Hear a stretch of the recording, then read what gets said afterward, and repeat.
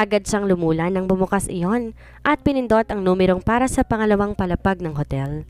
Di rin nagtagal huminto na sa elevator sa second floor kaya madalian siyang lumabas. Diretsyong tinungo ang pinakaunang kwarto sa kanang bahagi, then insert the key. Nagpang-abot ang kilay niya nang hindi bumukas ang pinto. Nilabas niya ang susi at muling ipinasok pero ganun pa rin ang nangyari. She can't open it. Tiningnan niya ang numerong nakalagay sa sabitan na susi. Literal na napatampal siya sa kanyang noo na makitang mali ang kwartong sinusubukan niyang buksan. Hindi ba kanan ang sabi ng lalaking yun sa phone kanina? O nagkamali lang ako sa pagkakatanda? Nilingon niya ang kaliwang bahagi. Naroon ang numero ng kwartong kalakip sa susing dala niya. She went closer to its door then inserted the key.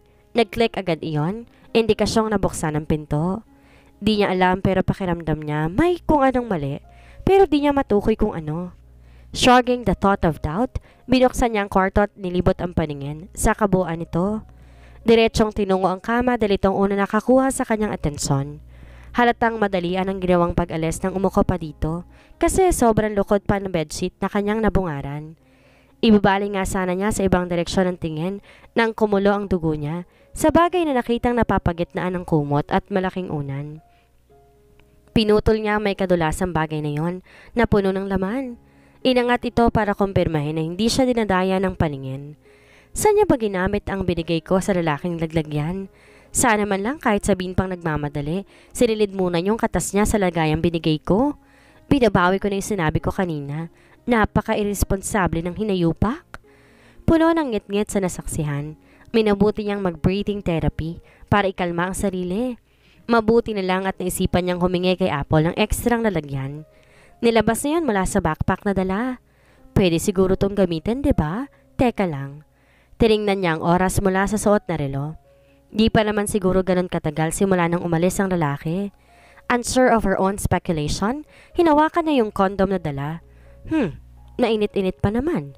Naiusal niya sa sarili, pero kalauna natatawa siya sa sinabing iyon. Kasalanan to ng lalaking yun. Kung di lang sana umiral ang pagiging irresponsable, di sana hindi ko na kailangan hawakan pang iniwan niyang ebidensya ng kalibugan. Sinilid niya ang laman ng kondom sa lalagyang dala nito, pero sa sobrang dami may natira pa, kaya kinapa niya ulit ang loob ng kanyang bag. Mabutit may maliit na plastic siyang nahablot. Pinasok niya agad doon ang used condom, tsaka mahigpit ay itinali pasara. Muli, tiningnan niya ang oras mula sa larong pambisig na suot. Dumagsa ang kaba sa kanyang dibdib na makita 20 minuto nang lumipas mula nung nakarating siya rito. Dama ang sobrang pagkataranta, di na siya nag-abala pa na ipasok ang dahilan ng kanyang pagparaon sa kanyang bag. Naku naman, bilis-bilisan mo naman kasi ang kilos mo kung ayaw mong expire ng resulta ng kagagahan mong pinaplano. Pananermo niya sa sarili habang tinutungo ang pintuan. Nasa bungad siya ng pinto palabas nang maramdaman niya ang pamamawis ng kamay, kaya madalian niyang inilagay paharap ang backpack para buksan at mailagay ang dapat mailagay. Sunod niyang ginawa, kinuha niya ang phone, tsaka tinawagan ang unang numerong nakarehistro sa call history. Mabuti na lamang at kahit sa ikalawang ring pa lamang ay nasagot agad ang tawag. Sakto rin may lumabas mula sa elevator, kaya't lumaban na kaagad siya. Apple, nasan ka na? Hindi agad to sumagot, kaya nangamba siya na baka naman hindi agad to tumalima na mag-send siya ng message dito. Hoy gaga, huwag mong sabihin. Handa na siyang bombahin to ng lahat ng pagmumurang alam niya. Pero narinig niyang background nito at nagpa-flush ng tubig. Tumikim siya na mapagtanto kung anong ginagawa ng kaibigan. Ilang sandali lang, narinig niya ang pagsara nito ng pinto ng banyo, kaya naisipan niyang magsalita na ulit. Nasa akin na, pupunta na ako dyan. Hindi niya na inintay pa ang sagot nito at binaba na agad ang tawag nang bumukas na ang pinto ng elevator. Diretso niyang tinungo ang front desk saka sinauli ang room key na kinuha niya kanina. Hindi niya na nagawa pang tugunin ang muling pagbati ng receptionist. Para siyang tao na walang modo ngayon, pero may dapat kasi siyang i-prioritize. Oras ang kalaban niya kaya daig pa niyang nakagat na 100 langgam sa pagnanais makaalis agad sa lugar na yon. Isang building lang ang madadaanan at naroon na ang klinik ng doktor na kakilala ni Apple. Malalaki ang hakbang na kanyang ginawa. Saka lang siya nakahinga ng maluwag nang mabungaran niyang kaibigan sa hamba ng pintuan ng klinik. Agad siya nitong pinagbuksan ng pintuan nang matanaw niya itong pupungas-pungas. Walang sinayang na sandali, agad niyang nilabas mula sa bag ang dala para dito. Kinuha naman ito agad iyon saka tinuro ang water dispenser sa gilid bago tumungo pagpasok sa isang room. Marahil doon gagawin ang sperm washing. Nanlalatang kumuha siya ng isang basong tubig para pawiin ng uhaw at para kalmahin din ang sarili. Tanaw ang nakapinid na kwarto na pinasukan ng kaibigan. Umupo siya sa isang silang naroon malapit sa mesa, tsaka isinandal ang likod doon. Naghikab siya kalaunan. Ngayon lang yata nag-sink in sa kanyang utak na hapon na pala. Bigla, nakaramdam siya ng antok at nawaglit sa isipan niya ang pagkatanggap ng tawag mula sa irresponsableng lalaki na kanyang kinutsaba. Ayon kay Apple, 90 minutes ang kakailanganin para sa pagsasagawa ng sperm washing. Ibig sabihin mahigit 1 oras pa siya para ipikit ang mata at pagbigyan ng kagustuhan itong matulog na muna. Sakto rin 4:00 nang maghahanda na iyon. Perfect na oras ang kailangan. Palagay ang loob na nagpatangay siya sa antok. Mahimbing ang kanyang tulog nang maramdaman niya ang marahang pagtapik sa kanyang balikat. Magrereklamo pa sana siya para tumawad pa ng ilang minuto. Pero ipinagpatuloy ang pagpapahinga nang ma-realize niya kung nasan siya ngayon. Gising na po, mahal na prinsesa. Handa na ang future inaanak ko. Sinuklian niya ito ng ngiti, kaya pabiro siya nitong kinurot. Sige na, maganda ka na, ani Apple. Ihi muna ako, alam mo na, dapat manigurado dalang hirap humanap ng panibago kung hindi ito uubra ngayon. Sige. Pagkatapos mo, pumasok ka na lang sa procedure room. Hihintayin kita roon. Gora na. Tumalima na siya para makaihi.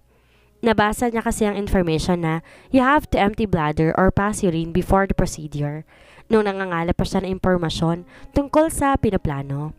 Sinigurado niyang nasa ang ihi niya. Mabuti na yung sigurado. Nang matapos, pumasok na nga siya sa procedure room tulad ng sinabi ng kaibigan kanina. Nabungaran niya ito, nakahanda na at may gloves sa kamay kaya nagubad na lang siya ng pantalon na suot. Ilang beses naman siya nitong nakita na naguhubad at baliwala naman ito sa kaibigan. Kahit pa nga sabi ng ibang tao na kahit bakla ito, lalaki pa rin ito.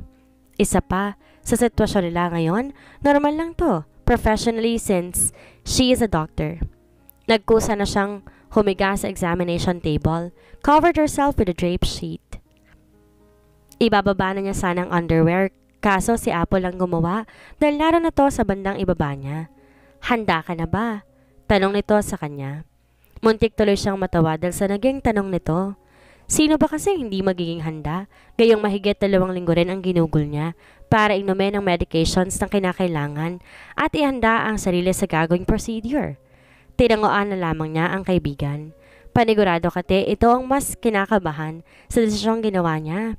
Aware siya na hindi gagamit ng anesthesia, kaya curious siya kung anong aktwal na mararamdaman. Ibinuka ni Apple ang malaki ang mga hita niya.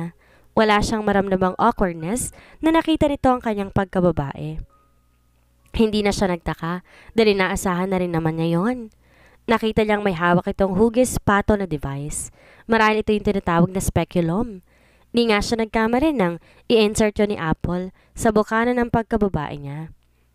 Sa pagkakaalam niya kasi ginagamit ito para mas malinaw na makita ang butas sa loob. Naparanok siya ng sunod-sunod na hawak ng kaibigan niya ay ang catheter. Sinubukan niyang wag matense nung ipasok ito yon sa kanyang cervix patungo sa matres kung saan direktang ilalagay ang similya. Hindi niya alam kung masyado lang ba siyang sensitive dahil sobrang aktibo ng senses niya ngayon pero naramdaman niya ang likodong napunla sa kanyang matres. Magtatanong pa nga sana siya sa kaibigan pero mukhang hindi nga yata siya nagkamali. Nang inuha, lalo pa nga't nakita niyang hinugot itong ipinasok na catheter tsaka pati na rin ang speculum. Mukhang iyon na nga iyon. Huwag ka na munang tumayo. Palipasin mo muna ng 20 minuto tsaka ka tumayo para makapagbihis. Hihintayin kita sa labas. Sabi nito habang abala sa pagliligpit sa mga kagamitang nagamit. Nang wala itong marinig na tugon mula sa kanya, tsaka niya ito nilingon. Huli na para itago niya ang luhang pumatak sa kanyang pisngi. Agad siya nitong nilapitan matapos itong maghubad ng gloves ng suot saka siya hinalikan sa noo. Hindi man niya nais sa tinig pero alam na alam nito na luha ng kaligayahan at pasasalamat iyon. Bawal maging iyakin para hindi yan mamana ng inaanak ko.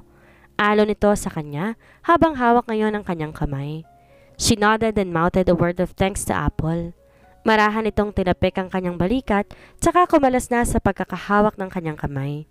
Tanaw niya ang likod nito nang lumabas to sa pintuan. Bahagya siyang umiti nang maiwan na siyang mag-isa. Dumaos-dos ang kanyang kamay sa kanyang tiyan at marahang humaplos doon. Ewan, pero wala naman sa kanyang bokabularyo na darating ang panahon magkakaroon siya ng anak. Ni kahit katitinga lang na ideya na baka mabuntis siya, wala pa sa isip niya pero ngayon, sa mismong araw na to, tumatakbo sa kanyang isip ang posibilidad ng pagkakaroon ng sariling supling. Wala pa nga pero daman na ng puso niya ang pananabik na mahawakan ang munting kamay nito at marinig sa kauna-unahang pagkakataon ang paggawa nito pagkalabas mula sa kanyang sinapupunan. She never got the chance to hold an infant's hand, lalo pangat nakunan ng mama niya bago pa nito mailuwal ang supposed to be younger sister niya. Malima na naging rason niya kung bakit gusto nitong iluwal dito sa magigisnan mong mundo. Hindi ko ipagkakait sa iyong kaligayahang dapat mong maranasan. Patuloy ang ginawa niyang paghima sa tiyan bago nagdesisyong bumangon na para makapagbihis at nang makauwi na rin sa bahay para doon ipagpatuloy ang pagpapahinga. Kung bakit mo ba naman kasi nakalimutan i-check ang bag bago ka umalis, diba? Paninermo ng ama sa mababang tono. Kasalukuyan kasi na nagwawalis ang mama niya sa sala habang nasa teres naman silang dalawa ng kanyang ama, nagkakape. Kaya ayaw nitong marinig ang mama niya ang kapabayaang nagawa. Alam niyang disappointed to dahil naiwala niyang USB na naglalaman ng solidong ebidensya na makapagdidiin sa ginawang panggagahasa ng anak ng congressman sa isang minor de edad. Pinaghirapan niyang makuha ang ebidensyang yon pero tila naisahan yata sila sa kabilang panig. Naipilig niya ang ulo. Muli kasi siyang bumalik sa hotel room na inukupa kahapon pero naibalik na sa ayos sa mga gamit doon, partikular na ang kama. Napalitan na iyon ng panibagong bedsheet. Nasa tamang peso na rin ang mga una na iniwan niyang nakakalat. Wala nang nalukot na kumot. Nilibot niya ang paningin sa loob ng kwarto pero alam niya wala na talaga siyang mahihita roon kaya agad siyang tumakbo papunta ng CCTV monitor ng hotel. Nung una ayaw siyang payagan na pumasok ng mga nagbabantay doon pero nang ipaalam niya kung sino siya at ipinakita niyang kanyang ID, saka lang niya pinahintulutan ng mga ito. Kahit na alam niya ang kalalabasan, dismayado pa rin siya na makitang burado ng footages. Simula nung una niyang pagpasok sa inukupang kwarto kasama ang babaeng nakaniig hanggang sa pag-alis niya sa building na magising na wala ng babae sa kanyang tabi, nawala na ng pag-asang pinagpatuloy na lang niya ang panonood sa mga footage. Sa kakaulit, naiatras niyang muli ang pinapanood na video na makitang ilang minuto pagkatapos ng kanyang pag-alis, may babaeng pumasok sa kwartong kanyang inukupa matapos itong mapalingalinga sa paligid. Tumagal na rin to na ilang saglit bago ito lumabas na nakayuko. Medyo balisa ito at may kung anong bagay itong nilagay sa bag bago nagmadaling lumulan sa kakabukas lang na elevator habang may tinatawagan sa cellphone. Napag-isip-isip niya na itong kasabwat ng babaeng kanyang nakaniig. Marahil itong tumangay ng USB. He noticed that the woman used the room's key so he went immediately to the hotel receptionist. Itinatanong niya sa receptionist ang pangalan ng babaeng binigyan nito ng susi pero ang naging sagot lang nito ay hindi niya natanong ang pangalan dahil nagmamadali ang babae sa pag-alis. Ano na ang susunod mong hakbang ngayon? Hindi ba't yun naman ang pinakasolidong ebidensya para may panalo mong kaso? Pukaw ng ama sa kanyang pagbabalik tanaw. Save your side. Kukunin ko ang USB na yon, Dad. Hustisya para sa nangyari sa kawa-awang dalagita ang gusto kong makuha. Pinal na desisyon iyon na dineklara niya sa sarili simula nung hawakan niya ang kaso. May tiwala ako sa kung anong gagawin mong desisyon. Pero kung sakali mang nasa kamay na yun ang kabilang panig, hindi malabong ilaban nila yun ng patayan. Lalo na't malapit ang eleksyon. Mag-iingat ka palagi. Tinapik nito ang kanyang balikat, tsaka tumayo na mula sa pagkakaupo. Tinangoan niya ang ama, tsaka sinundan ng tingin ang paghakbang nito papaalis. Inangat pa niya ang nabakanteng tasa ng kape para sana dalhin na iyon sa lababo nang maramdaman niya na nag-vibrate ang cellphone ng kanyang bulsa. Kaya imbes na gawin ang gustong gawin kanina, minabuti niyang ilapag na muna ang tasa tsaka dinukot ang nag-vibrate na aparato. Medyo nabuhayin siya ng loob nang makitang number mula sa pulis ang kausap niya kahapon ang nakarehistro kaya agad siyang sinagot ang tawag. Good morning. Ito po ba si Attorney Montalbano? Bungad na tanong mula sa kabilang linya. Ako nga ito. May balita na ba? Nascan na po namin ang mukha ng babaeng nasa CCTV footage mula sa USB binigay mo sa amin. Na-identify na rin kung sino yon kaya kung libre po kayo, pumunta po kayo ngayon dito sa presinto dahil pinasundo ko na siya sa mga tauhan ko for questioning. Sige, intayin niyo ako. Pupunta na ako dyan. Sagot niya sa kabilang linya bago nito pinatay ang tawag. Nagmadali siyang pumunta ng kwarto para kunin ang susi ng kotse. Di na siya nag-abala pang magpalit ng suot. Pagkalabas ng kwarto, natanaw niya ang ina na papunta sa kusina habang bitbit ang tasang pinag-inuman niya ng kape. Kaya imbes dumiretso na sa pag-alis papunta sa presinto, tinungo niya ang kusina at saka humalik sa pisngi ng ina. Salamat ma, sabi niya rito. Kita sa mukha nitong pagkagulat na sa biglaan niyang pagsulpot sa tabi nito, pero ngumiti rin to kapag gawan. Sus, ano ka ba? Para yun lang eh. Sige na, umalis ka na. Alam ko nagmamadali ka. Mag-ingat ka sa pagmamaneho. Malumanin nito ang ani. Kasalukuyan tong naghuhugas sa mga pinagkainan.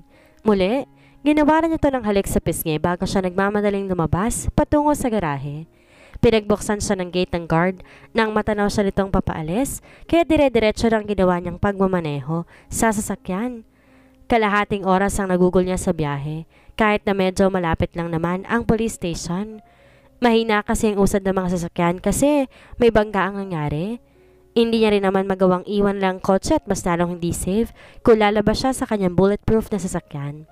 Sa dami ba naman ng death threats na natanggap niya mula nung hawakan niyang kaso, kung hindi siya mag-iingat mauuna siyang matapos kesa sa hearing.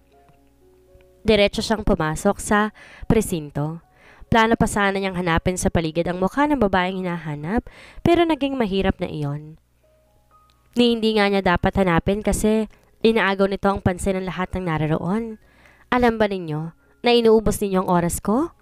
Akala ko ba may itatanong lang kayo? Saglit lang. Paano ba naging saglit lang ang kalahating oras, ha? Nakakarindi nitong sigaw. Hinahampas pa nito ang mesa ng pulis na kaharap nito, pero nagtaka siya nang wala man ang nagalit sa ginagawang pagwawala ng babae. Sa halip parang wiling-wili pa ang mga ito na panoorin ng babae. Inaral niya ang kabuuan nito. Nakapusod ang buhok na nakatagilid ng babae at sa tansya niya, lampas sa balikat ang haba niyon kung ilulugay lamang nito iyon. Matangos ang ilong nito, halata dahil sa side profile nito. Ano na? Tititigan niyo na lang ba ako? Gustong gusto ko na sanang umupo, magdamag, pero hindi ko akalain sa presinto ko pa mararanasan ang kagustuhang iyon. Sino ba kasing hinihintay natin? Punong-puno na ako. Ang tagal dumating, masyadong pa importante.